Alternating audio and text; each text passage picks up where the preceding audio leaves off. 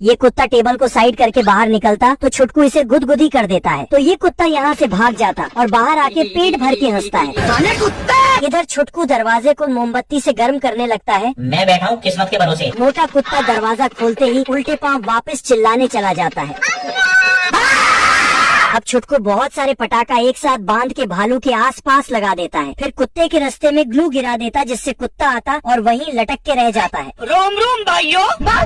कुत्ता देखता है कि भालू के आसपास बहुत पटाखा जल रहा है। उसके बाद बाप रे, लेकिन साला भालू फिर भी नींद में ही था। छुटकू आता है। ये कैसे हो गया? तभी लड़की वाला तस्वीर छुटकू के पास आता है। ये क्या है? छुटकू लड़की की तस्वीर देख के सीटी बजाने लगता है। तभी भालू इसको बाप रे।